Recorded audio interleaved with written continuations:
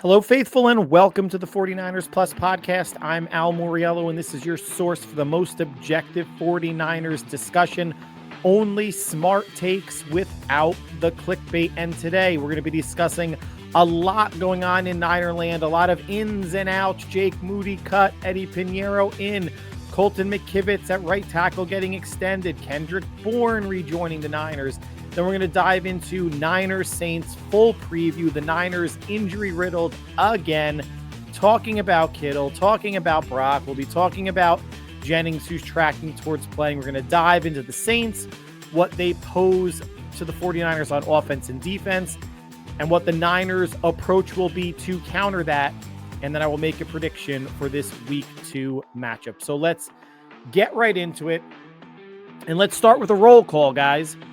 Wide receiver 1, out until mid or end of October. Check. Wide receiver 2/3, Juwan Jennings, has a calf injury, now a shoulder injury. Check. Wide receiver 3/4, Demarcus Robinson, out until game 4. Check. Tight end 1, out now until at least week 6. Check. Quarterback 1, probably out this week, maybe out multiple weeks. Check. And running back 1 was in doubt prior to the week 1 game against the Seahawks. Obviously, McCaffrey played through that. Check. Welcome to the 2025 San Francisco 49ers week 2 edition. You cannot make this stuff up. Injuries may tell the story of the 49ers for the first quarter of the season. Time will tell on that one, but it's hard to not use injuries as an excuse if things go a bit south. When you have injuries too, it's really all offense at this point. And Shanahan historically has been shown to keep the offense afloat, especially last year. Last week at Seattle, a slow start to the season, great first drive, 3 points only 2.5 quarters after that. And then obviously the touchdown to Jake Tonjes with a little under 2 minutes to go, and the Niners held on for the win. But they may be looking at the next couple of weeks missing wide receiver 1, wide receiver 3/4, tight end 1, and QB 1. Not many teams out there can withstand that when this is a game that is heavily slanted towards the offense now. And who would have thought, before we get into talking about Jake Moody, because I know you guys want to talk about Jake Moody no longer being on the team, but who would have thought that for the first month of the season, the 49ers defense, young defense, new faces, new/old face in Robert Saleh as the defensive coordinator, would have to carry the team potentially until we get into October. But let's get on with the best news that we've heard in quite some time pertaining to the 49ers. Jake Moody finally cut.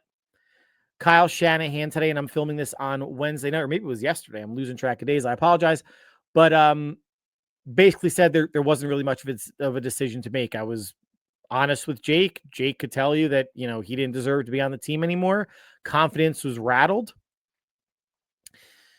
And again, Kyle going for it on 4th down twice basically showed he had no confidence in Moody. And then after the second miss, which was the block, I'm sure Kyle had some reservations there as well, although he did have Moody come in to make a 30-plus yarder to tie the game at 10. But it was an indictment on Moody and the shaky special teams operation as a whole. Moody, week 1, is the fall guy. And all of us are just saying, Kyle, what took you so long? Right? What took you so long? And his answer was, when he was in Washington, he was pushing to cut Graham Gano, who was having major issues when his dad, Mike Shanahan, was the head coach. And Mike said, I don't want him leaving. He's talented. You don't let talented kickers go. I don't want him to go somewhere else and have a Pro Bowl type season. Gano wound up getting cut a few weeks later, and then per Kyle wound up signing, at the time, the richest contract in kicker history the following year. And he had a very nice bounce back couple of years between the Panthers and the Giants. Moody's confidence obviously shaken. And I've said this last podcast. Let me take a step back. He should have been gone over the summer. Everybody knows that the microscope was going to be on him. The players were frustrated last season. The whole Deebo Samuel shoving Tabor Pepper and kind of his hand ricocheted off Pepper's face mask, hit Moody as well. He should have been cut. The minute they had to make a choice between Jake Moody and Greg Joseph, Moody should have been gone. Because now, if Eddie Pinheiro or if it would have been Greg Joseph missed a field goal or an extra point, we would have like rolled our eyes, like, hey, it happens.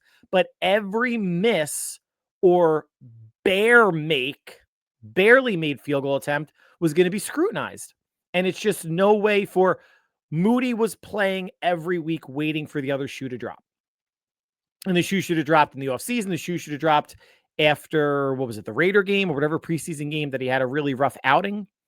And then was it the Raider game? Then he wound up making the 59-yard field goal. He should not have been brought into week one, almost cost the Niners week one. And Kyle said, we've had enough. So Eddie Pinheiro, come on down. You are a 49er. When I saw the announcement that they were going to bring him in for a workout, I was like, what do you mean workout? Just sign the dude.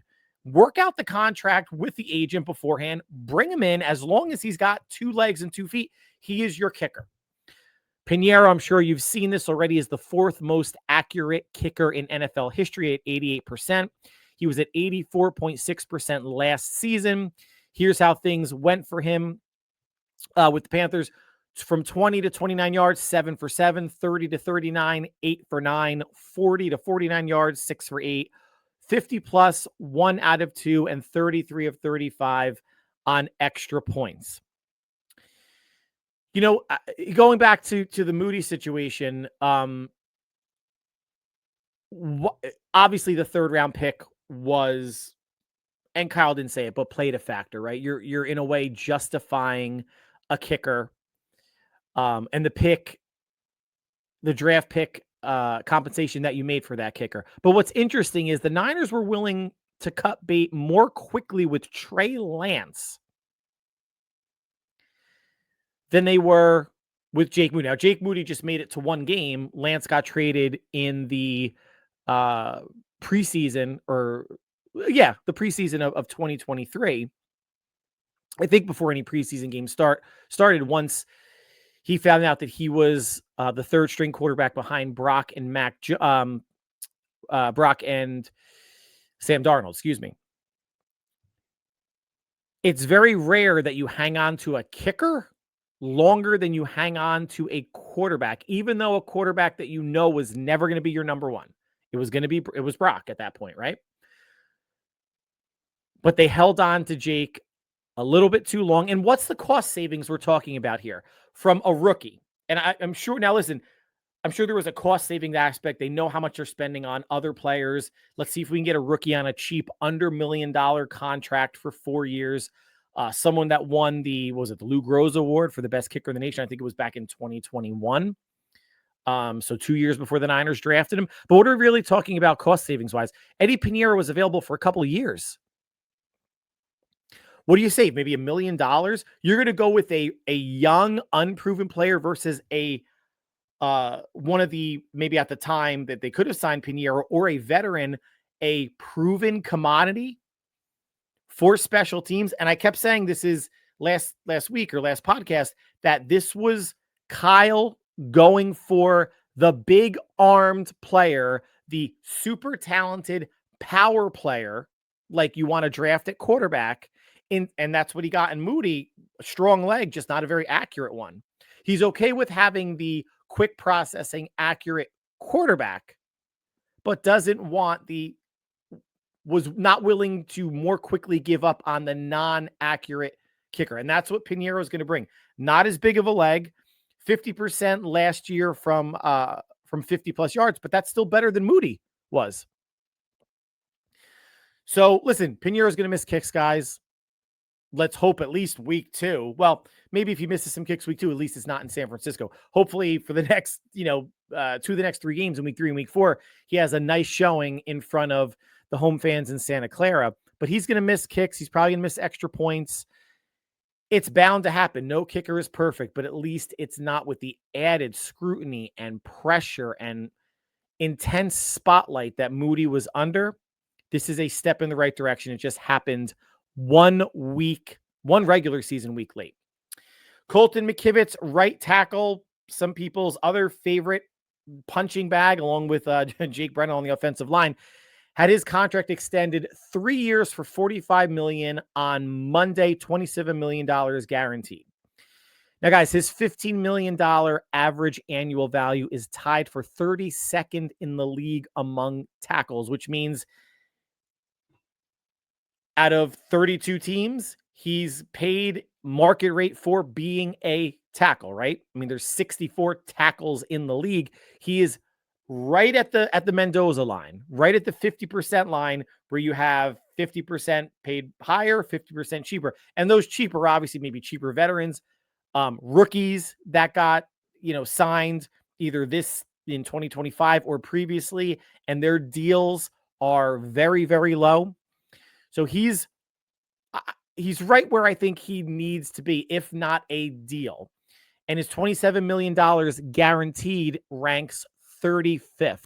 If Colton McKivitz got the free agency, he would have gotten more than $15 million a year. People are saying that this is a fantastic bargain and a great deal for San Francisco.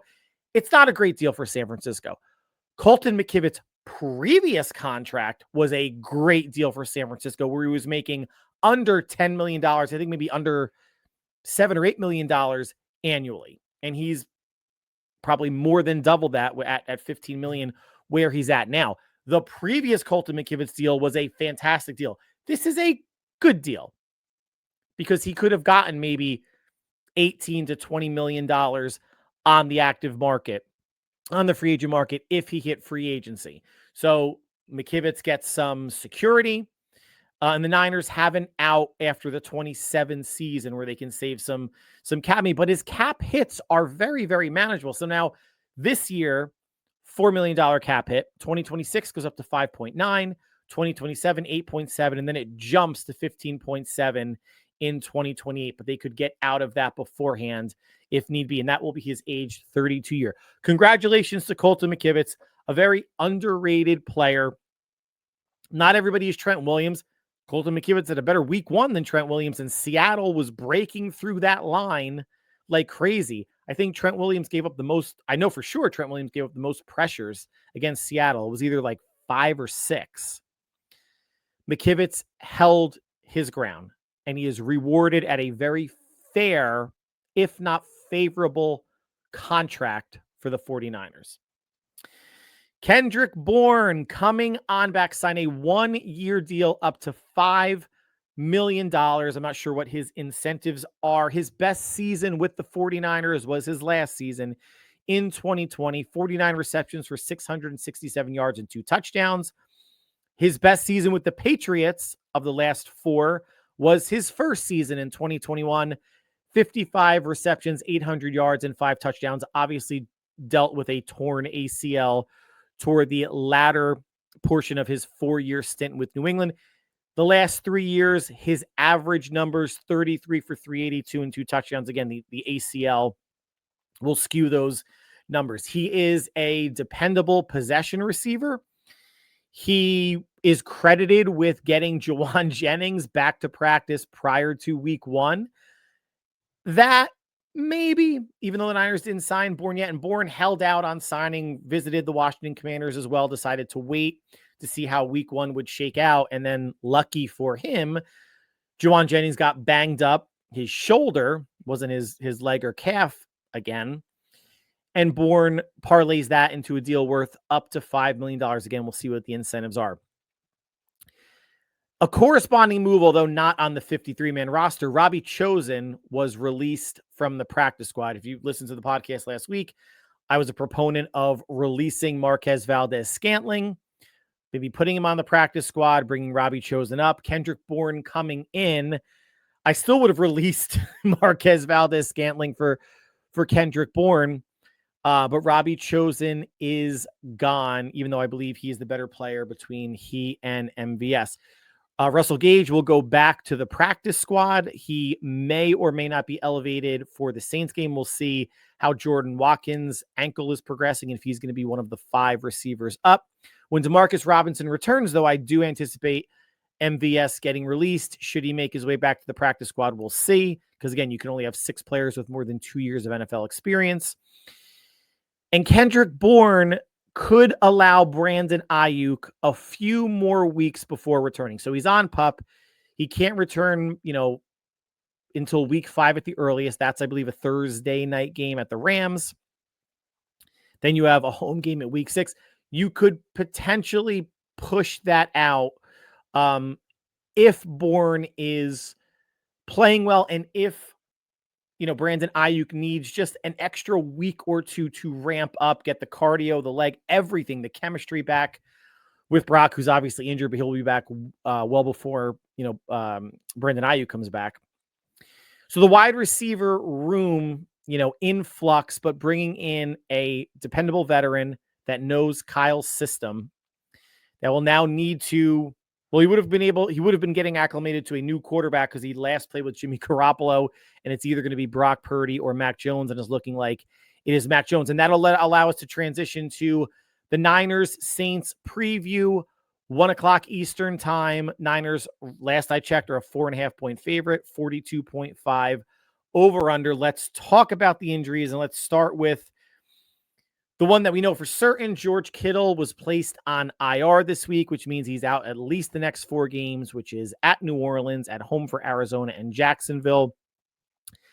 At the Rams, could be back for Tampa Bay, at Tampa, or the next week at home for the Falcons.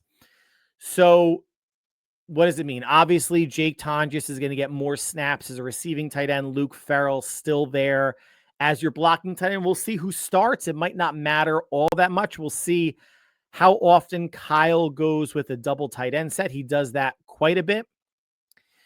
They're going to need a third tight end active. So more than likely, Braden Willis gets elevated or probably elevated, not promoted to the 53, but elevated for this game. There were some questions about, are they going to sign, a player like a Ross Dwelly? He could have been put on the practice squad. They would have had to release somebody else.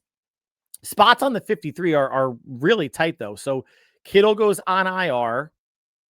Kendrick Bourne is going to take his place. Moody gets cut. Eddie Pinheiro takes his place. The Brock Purdy situation we're going to get into in a second, that's interesting as well, although I kind of know or have an idea of how they're going to handle that. So the idea of signing a tight end to the 53, then you're going to need to drop somebody else. And who are potential candidates? Is Drew Moss a candidate on the O-line to get released? Is Robert Beal a candidate on the D-line to get released? Otherwise, I don't think there's a surplus at any other position that really makes sense. So I think they're going to probably try to make do with Braden Willis, being elevated. I mean, this is his 3rd year on the team. They did sign a young tight end to the practice squad. So they have 2 tight ends there. They worked out a bunch of tight ends, including Peyton Hendershot, who was formerly of the Cowboys and with the Chiefs last year. And I'm seeing articles of people saying, well, with Kittle injured, do the Niners, call up the Browns and maybe make a trade for someone like David Njoku or other teams in the league? The answer to that is a robust no. If Kittle was done for the year, absolutely you explore that. But the fact that he's going to be out for 4 weeks, and is there a potential that he's maybe out for a 5th week as well? We'll see. We'll see how the hamstring responds. But I am not one for making a trade like that if a player is just going to be on short-term IR. Done for the year, yes. Coming back in a month or so, no. So that's good food for conversation, but that's not going to happen. So Kittle, let's move from tight ends to Brock Purdy, who, until I heard Kyle Shanahan's press conference, I thought there was a real shot he was going to play. I thought, maybe Kyle is over dramatizing this like he did with McCaffrey, that McCaffrey was, questionable, which was the right designation, but that seemed to be more or much ado about nothing or close to nothing, given the fact of how many snaps McCaffrey played. And he had 31 touches at Seattle. But now with Kyle calling Brock a long shot to play, the toe, and he wouldn't say which foot or which toe, more of an issue. Sounds like he got stepped on by Ben Barch, and his left shoulder was less of an issue, but the foot being, and he actually said planting, so that makes me think it's the right foot. For whatever it's worth, it doesn't really matter. But more than likely, Brock will not play this game at New Orleans. So this leaves them with the option. So obviously, if Mac Jones starts, then who is the backup? Will they elevate Adrian Martinez, who has been out with the team for 2 weeks from the practice squad? Again, not a promotion, just an elevation. One of the 2 practice squad elevations, probably he and Braden Willis. Will he get elevated to back up Mac Jones? Will they sign Tanner Mordecai to the practice squad and release Adrian Martinez just because Mordecai has more experience with the offense? Remember, it's not just him ping-ponging between the roster this season. He was with the team all of last year and would be, you would have to imagine, more functional than Adrian Martinez at this point, right? I don't think they're going to sign someone to the active roster. It was floated out there that maybe they signed CJ Beathard off the Lions practice squad. Again, if you do that, then you're going to have to release someone on their roster. And they can get away with, again, maybe releasing a Robert Beal, a Drew Moss type of thing. And I know people are high on Drew Moss, as am I. They have 6 defensive ends technically on the roster, on the D line. And Michael Williams kind of plays both outside and inside. So it's possible. I don't think they're going to bring CJ Beathard back. I think what's most likely going to happen is Mac Jones starts. I think Brock Purdy is active and plays only if needed. And Adrian Martinez is elevated from the practice squads. And so no matter how you look at that, because Martinez is elevated, he's not QB3. If he was on the 53 already, they would have to declare someone QB3 as the emergency quarterback, and you can only go to him if the QB1 and QB2 go down. Now you have a little bit more flexibility if you keep Brock active and you play Brock absolutely only if you need to. Otherwise, you can do the same thing with Tanner Mordecai. Sign him into practice squad, elevate him, keep Brock active, but again, only if you absolutely need it does Brock play. I remember, the teams have done this before, and I remember the Niners, the biggest instance was the 95 game at Dallas when the Niners were reeling and Elvis Grbac started. Steve Young was injured, but I think that was a game where he was actually in uniform, that if they absolutely needed him somehow, he could have played, if I'm remembering that correctly. So I think it's possible that Brock plays, but I think in a backup capacity. Again, I'm recording this on Wednesday night. They have 2 practices left before leaving on Saturday for New Orleans. If they haven't brought a quarterback in already, how functional is someone going to be brought in to be put on the 53-man roster? And it might just be for a week or two. So I think they can try to finagle this Mac Jones, Martinez or Mordecai, and Purdy as your number 3 until Purdy's healthy enough to regain the starting spot.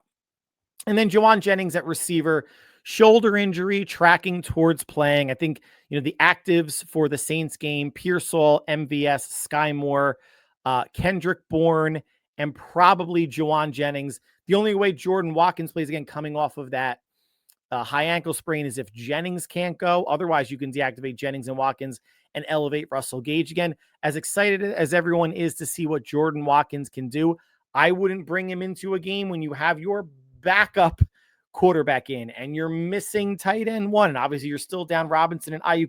I would load up with as many veteran receivers as you can to give everybody a little bit more comfort between Shanahan, Mac Jones, myself, for whatever it's worth. I would not put a rookie in to such a depleted offense when it's a player that, because he's so young, you really just can't count on him that much. And I still think you can count on Kendrick Bourne because he's been in Shanahan's office offense more than you can count on Jordan Watkins. As much as I don't love MVS, he's a veteran. You can count on him more than you can count on Jordan Watkins. Sky Moore, don't love him as well. You can count on him more than you can count on Jordan Watkins. Now let's talk the Saints a little bit. Lost to the Cardinals 20-13 at home. They've got some players, guys. They are not predicted to be a very good team, certainly not a playoff team unless something ridiculous happens in the NFC South. But on offense, Spencer Rattler, still have Alvin Kamara at running back. At receiver, Chris Olave, Rashid Shaheed, Brandon Cooks is back, the team that drafted him, and Juwan Johnson at tight end. Those are some pretty decent weapons, but it all starts with the trigger man, Spencer Rattler, to see what he can do in Kellen Moore's offense. Versus the Cardinals week 1, only 214 passing yards for Rattler. They did run the ball 22 times for 107 yards, nearly 5 yards a carry and 1 touchdown. And Spencer Rattler himself showed some wheels, or at least some mobility, 4 rushes for 29 yards. So something that the 49ers pass rush, or lack thereof, needs to be aware of. And on defense, they have some players as well. On the D-line, Chase Young, Cam Jordan, Demario Davis at linebacker. They got to Kyler Murray, guys, 5 times. And yes, Murray is mobile, but he also does hold on to the ball a bit long, allowing the Saints pass rush to get to him. Hopefully it's something that Mac Jones does not allow. The run D for the Saints did give up a lot of yards, 27 carries for $146, a 5.4 yard per carry average. Against Arizona in the secondary, former Niner Isaac Yiadom back with the Saints. They have Kool-Aid McKinstry and Alontae Taylor as their 3 corners. And at safety, Justin Reed and Julian Blackmon, who Niner fans, including myself, were wondering if the Niners would take a flyer on in the preseason, or in the offseason rather, to bolster their safety group, which they obviously did not. So they will be facing Blackmon on Sunday. Now, the Niners' approach to the Saints, listen, guys, Mac Jones can run this offense. He's only been with the team for, 5 months, I guess, when you're starting, 6 months, when free agency started, had a full training camp, has gotten a good amount of snaps in preseason games. He's accurate. He has a quick release. He might be one of the better, if not best, backup quarterback that Kyle Shanahan has had in his time here. Jimmy G obviously was a starter, went to Super Bowl, was a backup to Trey Lance, played a couple games, got hurt, then Brock Purdy comes in, but otherwise you're looking at the CJ Beathard's of the world, Brian Hoyer, Josh Dobbs, Nick Mullins, Brandon Allen. I mean, it's not fantastic competition. And Mac Jones has been a starter in this league. Really good rookie year with the Patriots, tailed off some, but he can run this offense. But don't try to do too much. Play the quintessential point guard position. Distribute. Don't take chances with the ball. Get them to your playmakers. And based on what the Saints did to Kyler Murray and what the Seahawks line did to the Niners last week, get that ball out quickly. And O-line, oh, by the way, if you can, the flip side of that is let's try to give Mac Jones some time. And Kyle's got to go a long way into help scheming up protections for Jones if the Saints are showing some heat early on. Guys, again, this is every week, but I'll say it every week. 30 rushes is the magic number, 30 or more. And ideally this game, it's 35 or more. The Niners ran it 36 times against the Seahawks, passed it 35 times. If they can maybe go 35 plus rushes, under 30 passes, they have a very good chance to win this game. Brian Robinson needs 10 to 15 carries.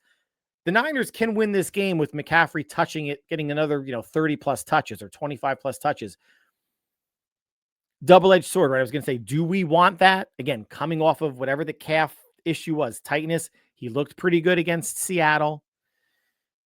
Had a rest day today, Wednesday, for practice. He did not practice, but let's get Robinson even more involved. And Purdy was trying to get him involved in the passing game as well. 30 plus rushes, 35 plus rushes could go a long way in helping the Niners to win the time of possession battle. I'm going to say 7 or 8 minutes in the Niners' favor. They were plus 16 minutes against the Seahawks. That will be great.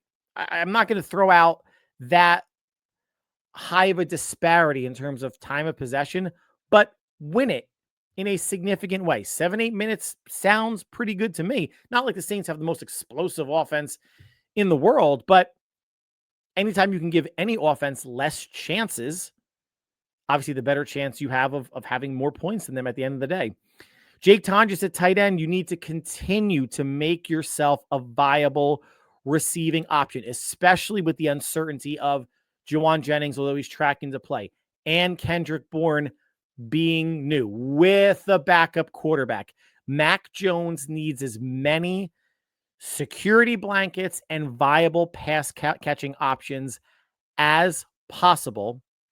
I would love to see Tonjes get 4+, 5+ targets. That at least means that the Saints have to account for a tight end with George Kittle out. And that has been, I don't say the Niners' Achilles heel, but just something that they do not dip into much. And granted, Kittle's been relatively healthy the past couple of years, but now he's not. And the tight end position cannot be a gaping hole like it has been at times in the past when Kittle has missed a game or two. Eddie Pinheiro, let's give the special teams, the offense, the coaching staff, the media, and of course us, the fans, some confidence that if the Niners get inside the 30, 35, that we're hoping that it doesn't come down to a field goal attempt, that it's touchdown or bust. Hey, great. If the Niners score 4 times and Pinheiro does not have to kick a field goal, that means they have 28 points, right? They should win this game. The Niners should probably win this game if they score 24 points. But if they have to sacrifice 7 for 3, let's feel really good, Eddie, about getting off to a good start with your team, the fans, media, everybody, and put some points on the board when you're called upon. Now, defensively, just like what the Niners did with Seattle, let's keep the Saints under 100 yards. It is Alvin Kamara. It's Devin Neal. They went 3 running backs deep. They did go over 100 yards against the Cardinals. Not by much. It was 107 yards. But make Spencer Rattler beat you, right? He's still a very young quarterback. He's got some weapons. And Kellen Moore, has historically been a pretty decent offensive coordinator. This is no longer the Saints of, Drew Brees and Kamara and Colston and Michael Thomas. Sean Payton is long gone. And I think Alvin Kamara only had 11 rushes against Arizona. And that was only, a 7-point game. It was a relatively close game throughout. But make Spencer Rattler beat you. And if you do that, defense and solid, don't give up big plays. These are wide receivers that are good route runners and have speed between Olave, Shaheed, and Brandon Cooks. They could test the Niners on the outside. And Upton Stout, while didn't have a terrible game, let's say a bounce back game would be nice, right? Building upon the second half of the Seahawks game. How is Saleh going to manufacture a pass rush? The Cardinals only got to Rattler once, and he is a young quarterback you want to rattle. Will Bosa and Huff and Michael Williams on the inside, Yetur Gross-Matos on the outside, Samo on the outside. When they go to their NASCAR package, can they get to this young quarterback or at least push the pocket, get, more pressures than they had against Sam Darnold, which were not many. And also, he's not Lamar, he's not Josh Allen, obviously, but he showed that he could run the ball and he can find a crease and gain, 7 yards a pop. Are they going to, push the pocket and rush in a way to take him away from trying to break the pocket? Any which way they can rattle Rattler.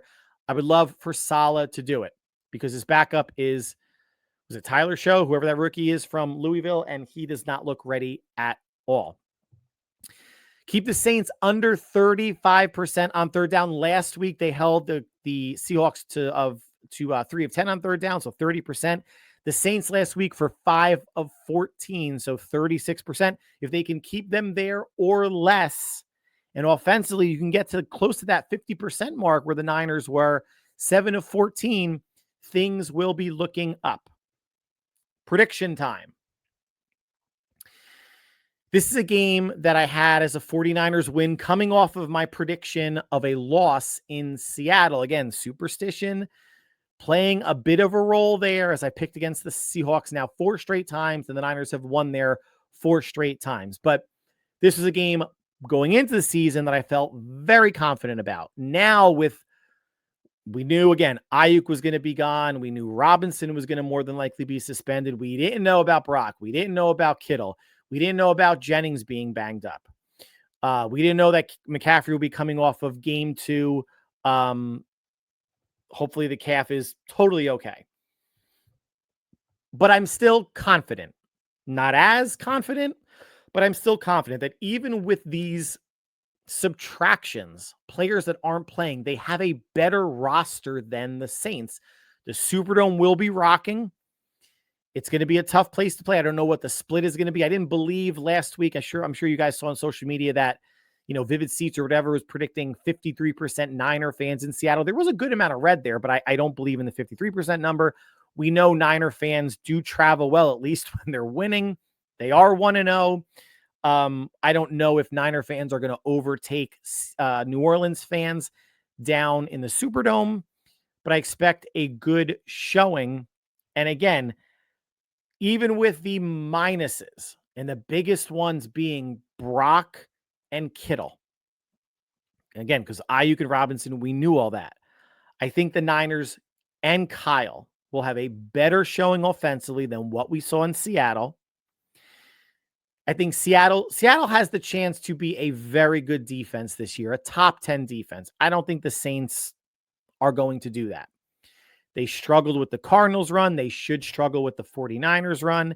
And even though a backup quarterback is playing in Mac Jones, he's a backup that was a starter. They're in much better shape this year than they were last year between Allen and Dobbs. I don't think this is a game that the Niners blow New Orleans out. If everybody was healthy, I probably would say maybe, 10, 13, 17 points potentially. I think this is going to be right around the spread of 4.5. I have the Niners 20-16 victors over the Saints, under the 42.5 over under.